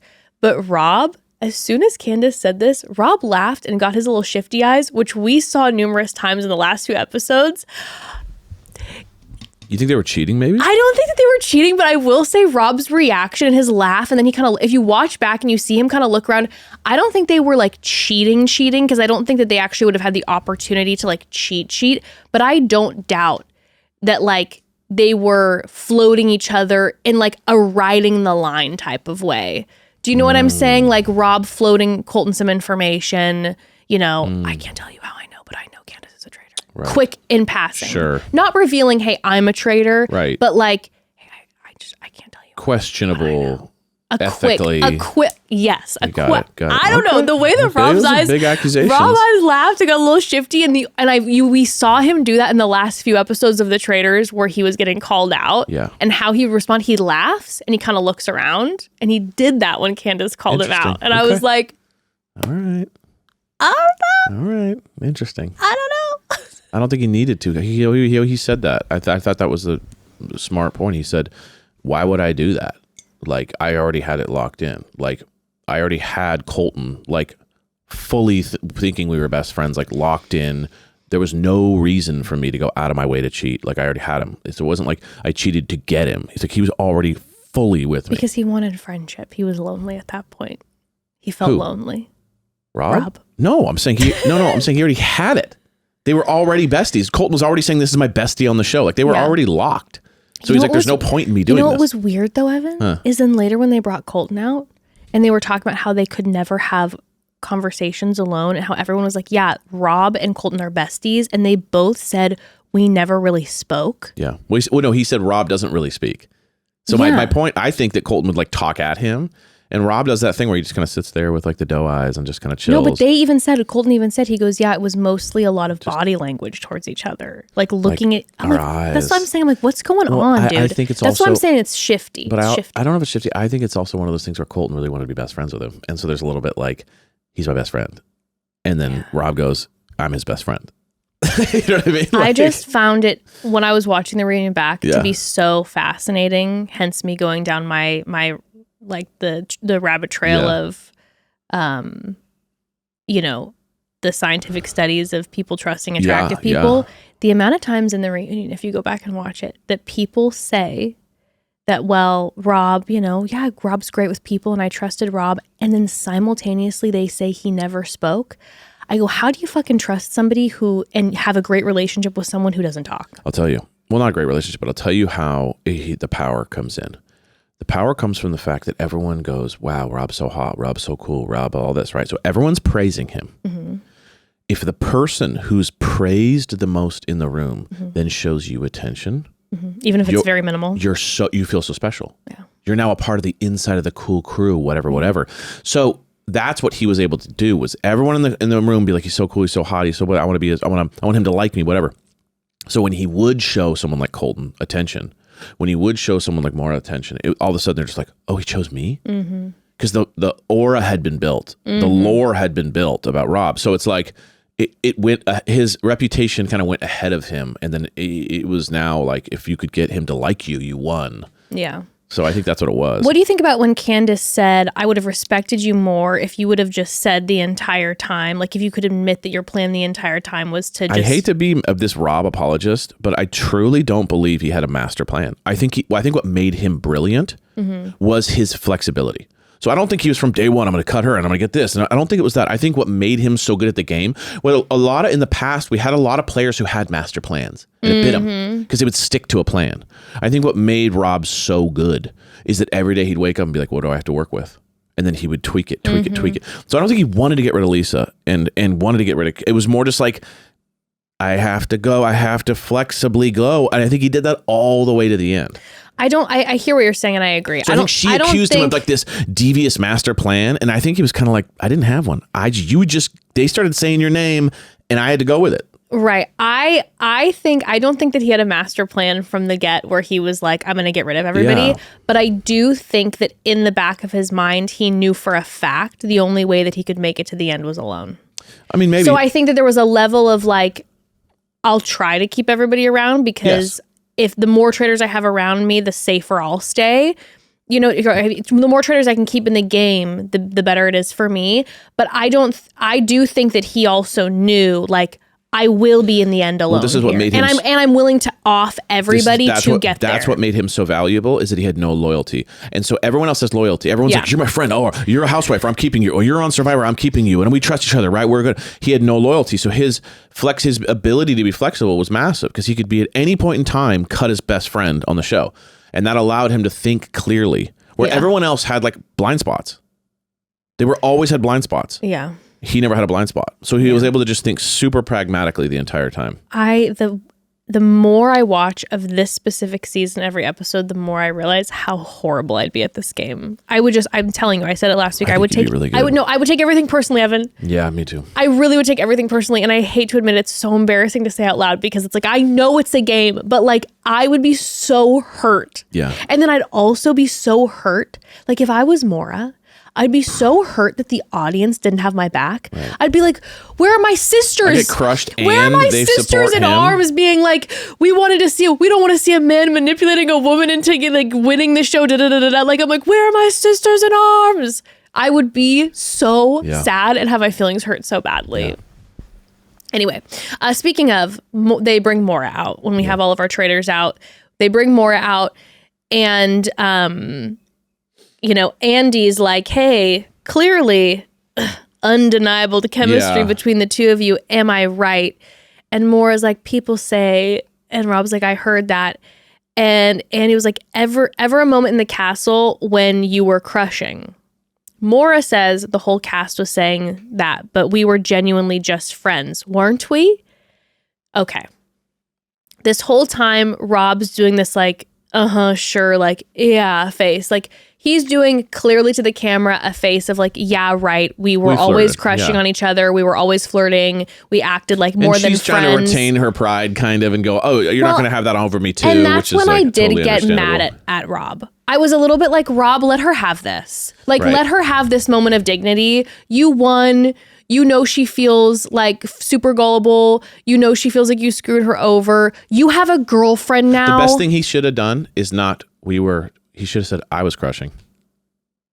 Yeah. That would have been the move. Sure. To kind of say, well, which I get why he's not going to, because that over me. He has a girlfriend now, so I get maybe out of respect. But he said we were flirting, so it's the same. All he had to say was, well, I was crushing. I don't know about her. When she's saying there was nothing between us and we weren't flirting. That was her trying to kind of. That was clearly her trying to give herself like the upper hand and be like, because that's, by the way, what I'd do. I would walk away and be like. You would be like, I never even thought of you in that way, possibly. Oh, my Scorpio moon, I would be like, yeah, like I never even paid attention to you. I was using you the entire time. Like, I would be so hardcore acting like I never even noticed him. And it would be so ridiculous because it was so obvious. But she's clearly trying to be like, no, we were just friends. It wasn't like that. I even saw her on an interview after where she was like, genuinely, everyone was saying that I was like digmatized by him and we were just friends. And I'm like, I don't mean to disrespect Maura when I say this, but like, I don't believe that, and that's okay. Maybe it's true. Maybe it's true, but like, I don't think so. But the fact that she was saying we're just friends and Rob's doing this like thing, that bothered me because I was like, Rob, let her have this. Right. Like, let her lead this conversation and make it how she wants to make it. Agreed. Instead of being that way. I agree. I don't know. Because then right after, Andy's like, Maura, are you single? And she says yes. And then Rob, are you single? He says no. And Maura's the one who knows. Everyone's like, wait, what? You have a girlfriend? And Maura knows. Yeah. She's like, yeah, he's got a girlfriend. He's like, yeah, it's been like 2 months. And then Andy's like, at the moment you become America's heartthrob, you lock it down. And then Rob says, yeah, just my luck. And I'm like, I didn't love that either. Like that. I didn't like the just my luck. I didn't love that. So I'm just saying. The just my luck was an interesting. I'm just saying. I love me some hot Rob on this season. He's a player. Don't get it twisted. I love me some hot Rob on this season because I think he's a fantastic character on this. But I'm just saying, some of you all who think that Rob has zero flaws, he's still a guy. Oh yeah, 100%. Still a guy. Let's see. Another big moment. When half of the cast comes back in, we have Colton. Colton, he's proud of the way he plays. Candace brings up the potential cheating with him and Rob. Colton, is like, it's no secret we were working together. I 100% thought I was working with the faithful. He won't break. But then we have Rinna. and Colton. Now, online, Rinna had made some comments referring to Colton's stalking. On this, she asks him, why did you say you wanted to take me hostage as a traitor? I feel like the way to slip in the question without like addressing something directly was because after he said that on the show, I didn't know this because I wasn't, I guess, in this like wave of what was happening online. But a lot of people were like, damn, because of what happened with him and Cassie. When he used that phrase, it was like not a great phrase to use. And so that's why then she brings it up and you just see him where she's like, well, what about that turn of phrase? And he's like, then, you know, coming at it from the doctor way. He's like, well, what I meant was the banishing of whatever. And Lisa then kind of, you can tell that she wants to keep pushing it, but then it's cut off by Andy being like, Colton, you know, what have your feelings been on some of the audience's negative reaction? And I'm sitting here going, negative reaction? The issue that the audience has had was the fact that Colton stalked Cassie and then was platformed by the show. And they're saying, why is the show allowing this to happen? So I was really, really upset and bothered by the way that this was handled on this reunion. The fact that like, Andy asked the question, like, how do you feel, Colton, about the negative reactions? Then Colton's then able to say, like, well, you know, it's hurtful because people don't know what I went through, da-da-da-da-da. And it's like, no, we're talking, like, this is not being answered. They're not answering it. And then it's cut off. And again, I could be wrong, this is totally alleged, but I heard that the conversation got pushed farther, that Rinna pushed it farther. And then that Colton was, like, walked off or was like, I'm leaving if we don't stop this. And then and then Rinna made some comment on social media where she's like, well, I came for him. I don't know if they're going to show it, but I did. I said what I needed to say. So. Interesting. That was like, I'm not surprised that they didn't show it, the extent of it. Yeah. Because I also heard that when numerous of the cast members who were unaware before of Colton then came online and were like, I didn't know, and then made comments about it, that then the Traitors like production was like, you can't say anything. So they're like trying to protect him to protect them. Sure. For their casting decisions. They don't want to have the headlines for the wrong reasons in their mind. They want to have headlines for that was a fun one, or that was crazy, or I can't believe that strategy. But they don't want those type of headlines. So I was really bothered by the fact, because you all know how we felt about the fact that he got platformed on this show anyway. 100%. So moving on, Rinna being iconic, saying that she wouldn't have changed anything that she did because she lasted just long enough to showcase her wardrobe and she wants to be the center of attention. Fun. Dude, Lisa Rinna, I say it again and again, whether you love her, whether you hate her, what a fucking icon. So when Portia brings up the fact that she had her lip liner and lipsticks and like broke all of them, and Rinna's like, don't worry, it went out of business anyway. Like, dude, she was owning it. Very charming. And then the one woman's bringing up the fact that the Rinna's the villain, and she's like, yeah, well, I've only been the villain for 8 years, honey. And Andy's like, it was only a year. Right. She's just like owning it. Yeah, she's very charming with her like pride and boisterousness mixed with like total humility and like self-deprecation, which is really funny. The fact that she was the one to be like, oh, I found out about what Colton did, and I'm going to be the one to have the courage to address it publicly, even though productions like don't say anything. I'm doing it anyway. And then she's like, and then she said somewhere online where she was like, oh, you asked for a housewife? I'll give you a housewife. Oh my God. So good. Obsessed. Then the rest of the cast enters. A shout out for Portia when they were talking about her bringing up like the murder of Ian, and she was like, well, I was holding court because I was the queen of the faithfuls. And Andy's like, who crowned you? That was insane. She came on having been what, the first or second person? She was the first person eliminated. First person, yeah. Yeah. People sometimes Banished. do this, and as I do, I respect it. But I also kind of get annoyed because I go, you're eating up time for people that like were actually in the show. Portia was like I like I said, I respect the move because it's like I had no time on the show, so I got to make up for it.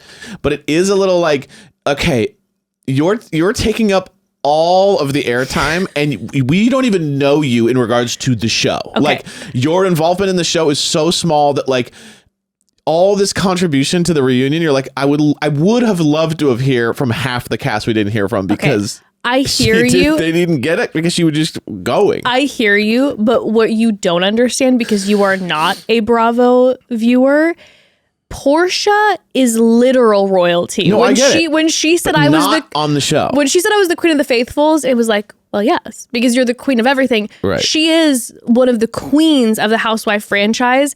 And so that woman will hold court anywhere she goes. And we were robbed by getting her, by them banishing her. So it was like, you know what? It was nothing Portia, personal. It was just more like... No. Like you're talking about all this stuff and you were on there for one episode. Like I would love to hear from some of the people who were there for a long time. I think you should have had more airtime on the reunion, Portia. Yeah. That's what I think. That's what I think. Shout out. Some of the gamers mentioned that when Drag Race girls were brought up, when Monet was brought up, that the Drag Race girls, they consider them gamers. I just had to mention that, as they should, because as I've said a million times, Drag Race appears to be, in my opinion, the hardest of the hardest games because you have to be amazing at literally everything, gameplay, talented in every single avenue. So shout out. When Monet mentioned that for an All-Stars Traitors, they need to have Monet and Bob back on. Please, for the love of God, if you have not seen Monet and Bob the Drag Queen's dynamic, you are sorely missing out. These two are besties, but they will also then like go to war with each other. And it is the most entertaining thing I've ever witnessed. And then I thought, oh my God, are they going to do a Traitors All-Stars? I was just thinking that they need to. Right? They need to bring out the biggest players and put them back in. Now, the only issue I would run into, I'd imagine, is that a lot of these people kind of catapult in a bigger way. Yeah. Harder to get them. I wonder if it's like... I think they do. You think they do it? I feel like everyone who does the Traitors is like, this is the hardest thing I've ever done, and they're so proud of their time on it. If you take like the top 5 people, or like the best game players from every season and put them, that'd be sick. We need Hot Rob. We need Boston Rob. We need Bob the Drag Queen. Efron. I want Monet. We need Efron. We need Gabby. Pilot Pete. We need Pilot Pete. Oh, he was fantastic. Pilot Pete. We need, and then we also need then a few of the gamers who I think were eliminated too quickly. Yeah, like they were like cut so early that like they didn't even get a chance to show some of these skills. gamers. Some of the Survivor guys. I want Natalie back on. I think Natalie didn't have her opportunity to shine. Gabby might be too famous now, but it'd be funny to have her on again. We need Gabby back on. Pay her whatever she wants because we got pay all of them whatever they want. Then of course we had a few moments with Michael, and I'm just like, it was just sad to be honest with you. Honestly, it's like a sad thing for me. It's not even like yes, does it suck having him on the screen, and yes, is it like brutal? But it was almost sad to me watching him do his thing because it was almost like there's entertaining, right? There's trying to be entertaining. There's like he said, I brought the show, whatever. But you didn't. What you really did was you brought like a gross taste to everyone's mouth. You made everyone feel uncomfortable. You caused controversy. For no reason. You know, even just the way he was in the thing where he's telling everybody to shut up. What was he saying? Snip it or clip it? Clip it. So that must be some sort of thing. Yeah, it was an iconic moment. But it's been him just talking over. But again, it's like he's also like ripping people's like vibe. So he's like trying to do like housewife stuff to the housewives. It's almost like he's like that brutal kid who comes over to your house and you and your friends have a way that you talk to each other, and then he jumps in and like it's like if you and your brother roast each other. Yeah. And then he roasts you thinking it's gonna like 10 times more mean. Yeah. And it's like if you called me and my brother, I'd be like, you're just an idiot, you're just a dumb idiot, ha ha ha, we're all kids or something. And then he comes in, yeah, you're a stupid idiot too. And you're just kind of like, bro, like we don't have that relationship. Yeah. He was constantly trying to kind of insert himself in these inner circles in a rude way. Mm-hmm. And it created such a gross thing where people were like repulsed by his presence. Oh, they were so upset by him being there. It was 0% charming. No. 100% mean. Mm-hmm. And 0 to 100. It wasn't even like it built. Someone would just be like, well, I think he'd be like, when I talk, you don't talk. And then Johnny's sitting there just like, oh, I just was saying my point about it was gross. I honestly felt like he brought energy in a show, but it didn't help the show. Like, I'll be the first person to say, like, I'm down for a villain. I'm down for weird energy that creates entertainment. I like it. Not his, though. His was a miss to me. I couldn't stand when he's on the screen. It was one of those things where he was like, listen, I'm an actor, and night one was bland, so I was trying to stir the pot. And I'm like, listen, I know you're an actor, and I know you're a pot stirrer, but I don't believe for 1 second that your reactions aren't emotionally driven. Like, your responses are not the response of someone who's like, I just like to stir the pot. They're not calculated. And serve drama. You give emotional responses back. And it's, you know, and then you need to go to therapy. Then once it's like returned back in a negative way, you go, hey, just entertainment. It's like, I don't know, man, you're making things personal. You're saying weird shit. The way that he came for Portia was completely inappropriate. And he tells her she needs to figure out a way to use her words. Yeah. And I'm like, you are literally talking to someone who, number one, you're obsessed with. Right. The iconicness that is Portia, also known for her iconic like statements. What are you telling her? She needs to, what are you talking about? And then you're talking over her and saying it's my turn to talk. And then with Johnny, how he goes, well, he does this thing for a second. The one person he's going to apologize like to. Medalist. Well, the one person he's going to apologize to is Colton. And he's as he's apologizing because of what he said to Colton, he drags Johnny into it, makes it about him. He goes, well, if Johnny, silver medalist, wouldn't have said what he said. And Johnny goes, Michael, I didn't get a medal in the Olympics. And he knows. And that's so mean. You roasted him for not getting a gold and triple roasted him by being, oh, I thought you were even, oh, you're that much of a loser. You didn't even get, like, that was the innuendo. Again, and then he's apologizing. He's quote unquote apologizing to Colton because of what he said that could be misconstrued with that. Well, at least Michael said it was misconstrued of him saying something homophobic. And then you're going to come for Johnny, who's queer, who was then saying something in defense of that. And you're like, well, it's him. You're like, what are you literally doing? Cohen said it best. He's like, this isn't a housewives reunion. You're trying to kind of force this fake thing, which is like we scream at each other and say horrible like, shit to each other. Like, this is not what this is. Like, yeah. And also, the housewives know how to do it. But I'm just saying, like, he was trying to force this fake drama that didn't exist. Something I would like to mention is they talked to Ron for a brief moment, but oh my gosh, that was another massive missing piece.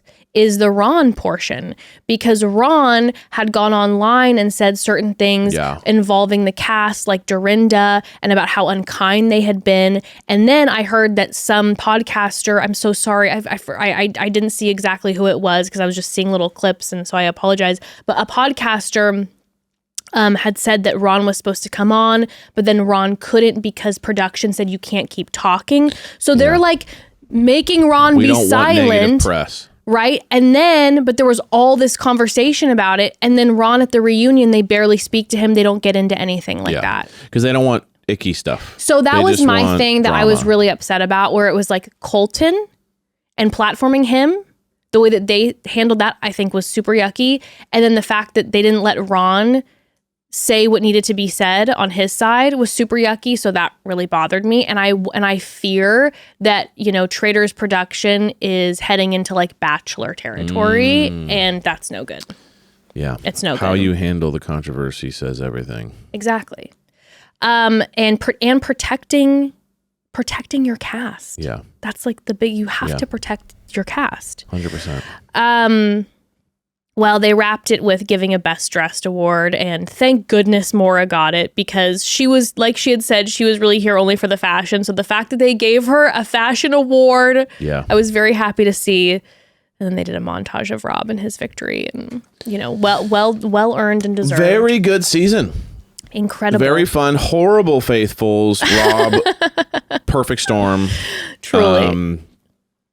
I think if Rob was playing against a lot of like the previous cast, it wouldn't have gone the same way. But I think he knew what he was doing with what he had, and they were very malleable and very into him. And I think he was able to kind of use that to all the way. I do love that the Faithfuls called themselves out, and they're like, "Yeah, low-key, we did suck." That was amazing. That was I very loved funny. that. I loved that. Very fun. I had a blast. Yeah, I had a blast with it this was season. a very entertaining season. Very entertaining.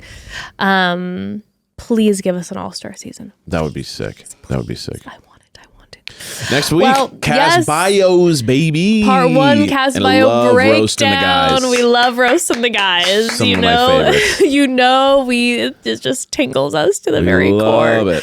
So join us on Friday next Yes. week for part 1 of cast bio breakdowns. Yes. CBD for TFP. I'm not so good at that as you are. CBB for TFP. Cast bio break. CBB. CBB for TFP. CBBD for TFP, because breakdown you could break into 2 words. CBBD CBBD for TFP. for TFP. Wow. Thank you. All right, family. Wow. Love you We all. love See you you. next week. Bye. Bye.